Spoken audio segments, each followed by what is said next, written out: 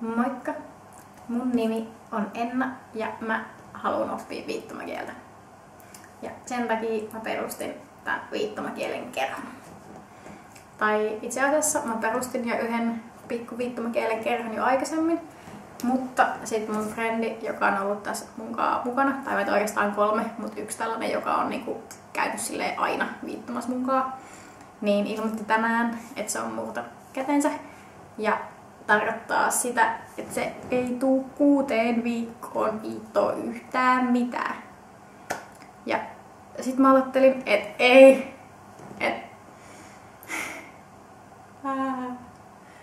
Jos mä en 6 viikkoon pääse viittomaan, niin sit mun kaikki viittomakielet, ne vähäsetkin, niin katoo vaan tuhkatuuleen.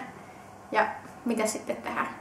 Niin sen takia mä kelasin, että mä haluan tehdä itselleni ja sit kaikille muillekin niin sellaisia muistivirkistysvideoita siitä, että miten kaikkea viittotaan.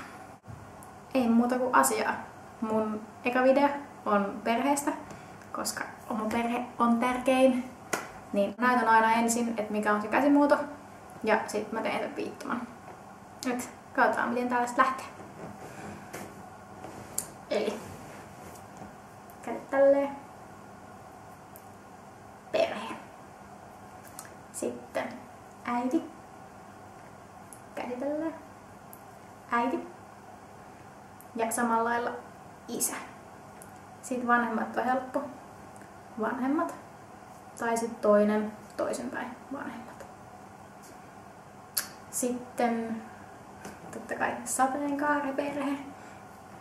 Ja mä en itse asiassa tiedä, että jos olisi niinku 2 äitiä ja 2 isää, niin miten se viitattaisi? Ehkä silleen, niinku, että vanhemmat, vaikka jos on 2 äitiä ja vanhemmat, jos on 2 isää. Mut mä en tiedä.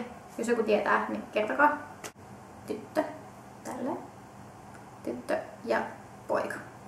Ja niissä saadaankin sisko ja veli. Ups. Huti. Veli. Sitten käsi tälleen. Mummo ja vaari.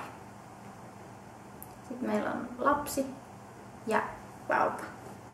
Sitten tosiaan, niin kuin mä sanoin, että mä haluan oppia viittomakieltä, niin se tarkoittaa, että mä en välttämättä oikeasti osaa vielä kaikkea.